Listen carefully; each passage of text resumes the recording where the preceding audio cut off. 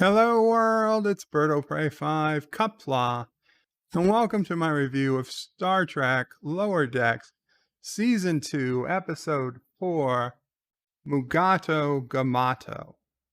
Now this episode follows up on a species called the Mugato, which was introduced in Star Trek the original series, Season 2, Episode 19, A Private Little War. And these are a big white horned, poisonous, venomous ape creature with spikes on its back. And in the original series, Kirk got injected with the venom of one of these apes, and his good friend's wife had to cure him, but she used her powers to make him fall in love with her, of course, and kiss her, and it pissed off his friend. Anyway, it turned out the whole episode was all of the Klingons were behind it. Of course, this episode has different reasons, but the same animal. So, and we're going to do this different. Obviously, you can see I got no camera today. Unfortunately, in the path of Hurricane Ida and a lot of flooding last night, kept us up till wee hours of the morning. And so, anyway, doing this review kind of opposite. I'm giving this episode a 5 out of 10. It is not the great episode. It's not even a really good episode, but it's not an awful episode, though it starts out awful. I'll be honest. The teaser has Boimler and Rutherford challenge Mariner, or technically Mariner challenged them to a game of Abu Jitsu or whatever. This martial arts that they introduced in the Next Generation. And Bojitsu, that's what it is. And Bojitsu, anyway. Boimler, who has combat training, who has used, not Boimler, Rutherford, who has combat training, who has used his implant to defeat an entire squadron of simulated Borg, who is one of the best security officers on the Cerritos for the one day he was a security officer, gets his ass kicked. In fact, he gets impaled, literally impaled with the stick that Mariner breaks in half. Boimler gets his ass kicked so much he vomits. And this is all for the joke that Lieutenant Shaxs can come in at the end and say, oh, don't worry about it, I'm here 10 minutes early. And he just ignores the fact that Rutherford is literally pleading for his life. And that's the joke. Mariner can kick so much ass, she can kick Rutherford, who is he has a cybernetic implant that gives him the ability to do pretty much anything, including fight, extremely well. Boimler's a pushover. I'm not surprised she kicks his ass. But both of them at the same time, and clearly had plenty of room to probably take out Lieutenant Shaxs if she wanted. So it really sets a bad tone for the episode. I'll be honest, that right there lost this episode 2 or 3 points. Then after we get back from the credits, we get a captain's log. No, we get some Denoblians are on an alien planet, and they're talking about Ractigino, but they hear something in the distance, and then it turns out to be a Mugato, and they run over there. Their faces blow up like Phlox's did in Enterprise that time he got scared. In fact, it's the only way I knew they were Denoblians. We get a captain's log that the Cerritos is en route to Frylon IV to investigate a Mugato sighting. They don't know why the Mugato's there because it's not supposed to be on that planet. Captain Freeman is pissed that they're getting animal control. There's more important jobs to do.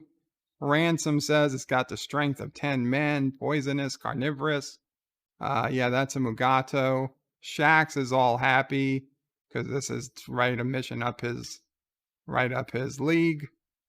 So back in the mess hall, Rutherford and Boimler are still covered in bandages from their fight with Mariner. Mariner comes over to bother them. They're playing some game that kind of reminds me of Monopoly, except that it's about making deals. It's about making concessions, almost like a Ferengi game, but it's boring as hell. So they go over to the bar, and there's a new bartender that we've never seen, but apparently his name is Otis. He's been on the ship for a long time. He claims he knows all the secrets of people. So he says Mariner is actually a secret agent. She works for Starfleet Intelligence, Black Ops, and she's going to kill everybody. And if you check her record, she's killed entire ships of people before. He says, check out the Atlantis, the USS Atlantis. Half their crew is gone. Of course, Boimler and Rutherford say that's bullshit. They don't believe him, but after listening to Otis for a while, they start to question maybe he's right. I mean, she does have a heavy fighting style. And then you see Mariner is in the corner alone, playing that knife game where you stab the knife between your fingers real quick with a Klingon knife. And it's like, yeah, right. I'm sure that's what you'd really do on a Starfleet vessel. It makes no sense. Anyway, they end the scene when Otis's manager tells him to get back to work or something. And so Rutherford says, well, Starfleet wouldn't put a secret agent on their own ship. And Boimler says, yeah, that would never happen. And then he says, well, except for the time Tuvok did it and all the times it happened during the Dominion War. And so now Rutherford is starting to believe it too. Then we switch to Med Bay. We hadn't seen Ensign Tendi yet. She just, she has no confidence. She was supposed to be assertive, and they came to, two other people came to take care of her patient. And so Dr. Tana decides to give Tendi a mission. There's like, I don't know, a dozen people on the ship who haven't come in for their physicals. So she just has to go scan these 12 people. That's all she needs to do. So she's very happy to take this list, and she wants to prove herself, so she's going to do it.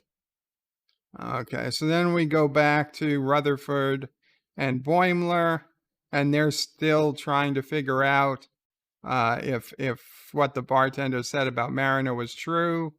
Rutherford looked at the logs, and we see some of Mariner's record.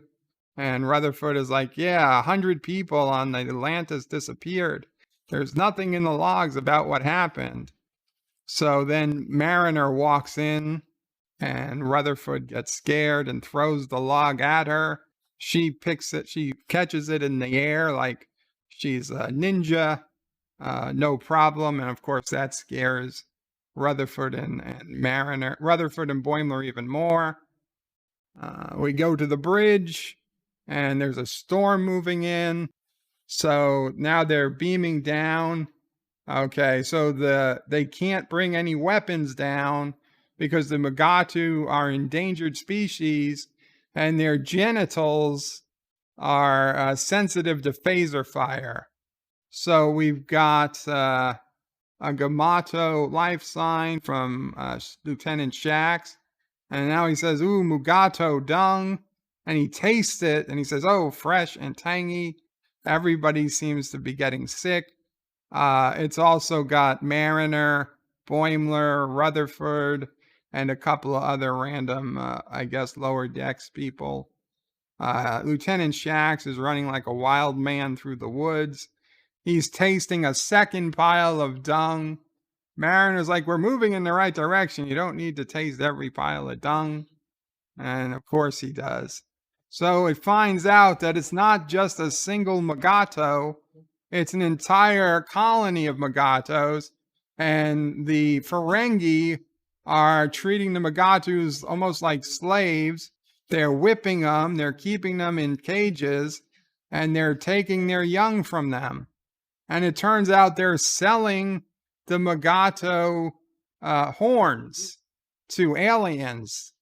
They're trying to, they're basically just, doing what we do to elephants and rhinoceroses. And of course, there's a signal dampener, so they can't contact the ship.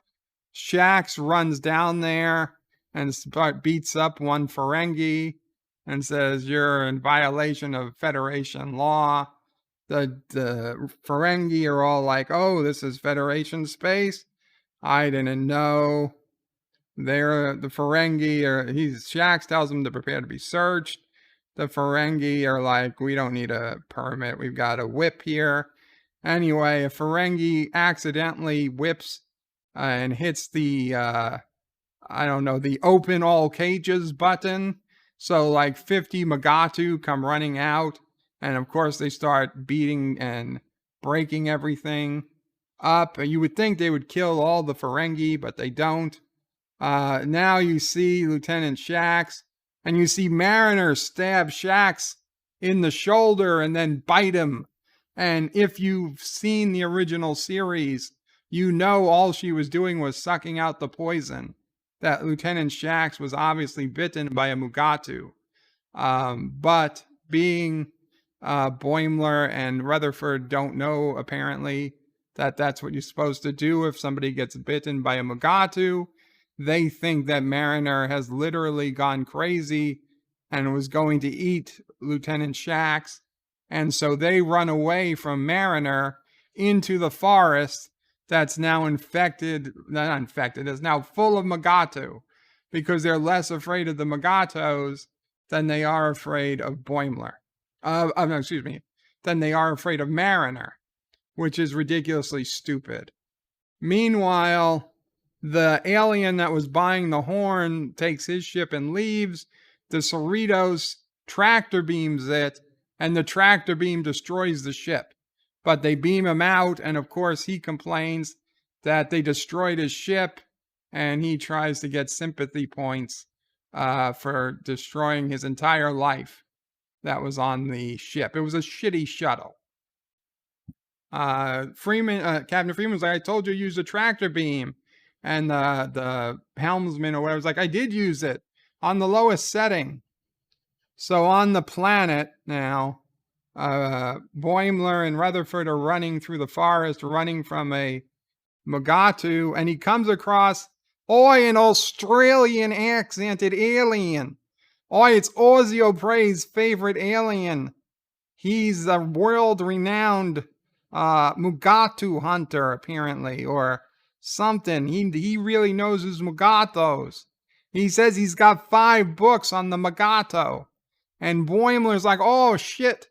And Rutherford's like, "Oh, yay, can you save us?" And he's like, yeah, I can save you. Just come follow me. I'm a fucking Mugato hunter or whatever. And they're like, "Do you really?" So Boimler's like, "Are we going to be in your next book?" And he's like, "What do you mean?" He's like, "No, I don't write the books. I mean, I read 5 books." He's like, "I read 5 books, so I know what I'm doing." And then he immediately gets his head bitten off by a Mugato. So, so much for the Australian alien. He dead. Yeah. We go back to the ship, and Billups is trying to put his moves on some woman at the bar. The Tendi does the DNA scan of him that she needs to do. And she's like, "Oh, you better drink more milk. Your bones are very brittle." And he's like, "I don't have brittle bones." And he steps and he breaks a hip just walking. The girl's laughing at him. And he sends a message to Dr. Tana, says, "Emergency transport." It would have been, he says, "I broke my hip." I thought it would have been hilarious if he says, I broke my hip, or it happens again, or Dr. Tan or emergency transport, it happened again. That would have been hilarious, but they missed that joke opportunity. Back on the planet, instead, Boimler and Rutherford are hiding in a log while two Mugato mate on top of the log. And a third Mugato comes and watches the two mate. It's a little disturbing scene, but to be honest, we know from the TOS episode that Mugatos are always with their mates or their mates are close by, it's really not that far-fetched to believe that would happen. We get a close-up of the list that Tendi has to do, and one of the people is Jet, who's been in most of the episodes this season. And Jet is fighting the Tamarian in the holodeck, like a boxing match. So we know the Tamarian is still on the ship. We know Jet's still on the ship. Tendi gets the end of her list, and there's only one person left, and it's just a number, not a name. So she's confused. We go back down to the planet, and Boimler and Rutherford are walking around the forest, and Rutherford's sensor, his cybernetic implant, detects a trap. It was a Mugato trap. So they avoid the trap, but then Mariner jumps out at them. Mariner gets stuck in the trap. And they're like, we're not going to go with you. We're not going to let you go so you can eat us like you were eating shaxs. She's like, what are you talking about eating shaxs? They're like, we saw you eat shaxs. They're like, you idiots. I was sucking the venom out of him. She's like, wait, did you hear that I was a secret agent? And she's like, I started that rumor. And they're like, why would you start that rumor? And there's this whole emotional scene about how she, wants to keep her people away, keep idiots away from her. She's never had friends before. And she's all moved that they looked at her records. So they're like, well, what about the Atlantis? How come half the ship went missing and there's no logs of it? And she's like, the Atlantis has no logs because half the ship was lost to lice. She's like, of course, some type of alien lice. She's like, of course Starfleet's not going to put in the logs that lice killed half the crew. That's so embarrassing. That's why there's no record of it. So anyway, she's still in the trap. Now the Ferengi are coming, and she's like, you guys got to go, and you guys got to be the Black Ops super spies. So Mariner, who could single-handedly fight her way out of, 15 men, for some reason willingly go with 3 Ferengi who are armed only with the one stupid Ferengi power whip. Doesn't even try to fight her way out for plot reasons. Okay, so back on the ship, Tendi and Dr. Tana are talking. Tana's asking if she's done with the list, and she's like, no, there's just one left. And it's like, there's just a serial number. It's like somebody tried to delete their all record of this person. Dr. Tanner said, you did a good enough job. Go back to your station. And of course, to nobody's surprise, Dr. Tanner is that last holdout. Tendi realizes the number corresponds to Tanner's security number. So Tana says, I'm not going to go see a doctor. I am the doctor. And so Tendi is like, I'm going to finish this list. And so Tanner's like, let's get this over with. And then the funniest part of the episode for me begins where Tendi chases Dr. Tana around the Cerritos. And Dr. Tana is acting like a house cat on the run, hissing and scratching at her, running underneath objects, running through Jeffrey's tubes. Meanwhile, the alien whose ship that fell apart in the tractor beam is talking with Freeman. Freeman is saying, well, we can give him one of our shuttles instead. And he's saying, oh, well, it's not just the ship. He's got personal items, rare antiques. And she's like, well, what type of items? And he just names all the stuff that's on Freeman's shelf behind her. And Freeman says this stuff is special meaning to her. And the guy's like, well, I guess we just have similar tastes. So Freeman is pissed, but she really thinks she destroyed this guy's ship.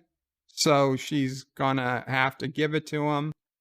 So Boimler and Rutherford said they wish they had special powers. Boimler's like, yeah, we do in our brains. So Rutherford and Boimler break in to the Ferengi compound, and they start working with a bunch of junk to put something together. Back on the ship, Tanner and Dr. Tanner and Tendi are arguing, still trying to get the scan. Tendi falls down a Jeffries tube and breaks her arm, and Tanner first says, oh, it's fake, but it's a real broken arm. She's like, oh shit. And Tendi did fake it. Well, she didn't fake it. She really broke her arm, but it's what she needed to do to get the last scan. So she scans Dr. Tanner before passing out. Dr. Tanner apologizes to Tendi and says that was well played. Of course, Tanner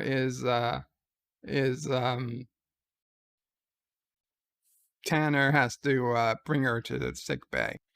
Okay, so back on the planet, Mariner's in a cage, and she's telling the Ferengi how stupid they are.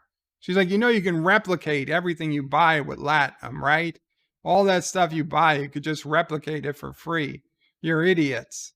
And she's like, don't you guys know Quark? He's like a good Ferengi. She's like, of course we know Quark. So then Rutherford and Boimler come running in with a bazooka that looks exactly like the one Captain Kirk built on the planet where he fought the Gorn, where he said a fortune in stones and jewels, but I trade them all for a hand phaser, a good strong club. And he made gunpowder, and he made a bazooka to shoot the Gorn. So Rutherford is carrying this bazooka, and you think he's about to shoot the Ferengi, but instead of shooting, it plays a holographic presentation. They basically bring out a PowerPoint slide and say, you could make more money, 150% more profit, by turning this into a Mugato preserve and theme park instead of selling Mugato horns. So the profits make the Ferengi get their attention, and then they use their diplomacy from playing that game to make a deal with the Ferengi that they'll stop killing the Mugato and they won't arrest the Ferengi. So Captain Freeman talks to her husband, the Admiral, and says that they found some Ferengi who are actually setting up a Mugato preserve on the planet. That's why they found a Mugato. She never tells them. She might not even know that the Ferengi did anything evil or against them. So then the Admiral says, oh, by the way, be on the lookout. There's some aliens running a scam in that sector where they try to pin Starfleet on destroying their ship. And so she realizes that she's been had. And so she runs out and she tractor beams the shuttle, which was just about to leave with all her stuff on it. And they bring him back. And they've put him to work on the planet for the Ferengi as punishment. So now at the end of the episode, Mariner is playing the game, the diplomacy game, with Rutherford and Boimler, and Mariner says today they're the badasses. She kicks ass one way and they kick ass the other way. And Mariner's like, how does this game even work? Are we at a compromise? And they're like, no way. So Mariner goes to grab another round. And now, of course, it turns out that Mariner is winning the game, but they can't let her know that because, of course, she would be. So Mariner tells the bartender that those two guys are the Mugato twins, that they killed 12 Mugatos and ate their horns, and they've gotten strange powers. And now Otis says that his secret's safe with him, and, end of episode. Of course, somebody yells at Otis to get back to work. Like I said, this episode, hilarious was Dr. Tanner and Tendi. Pretty good was the Mugato stuff. Absolutely heartbreaking was the fact that Mariner is in super Mary Sue mode. It ruined the entire thing for me. With that, I'm giving this episode a 5 out of 10. Maybe you'll like it better. Maybe you won't. Qapla all, bird out.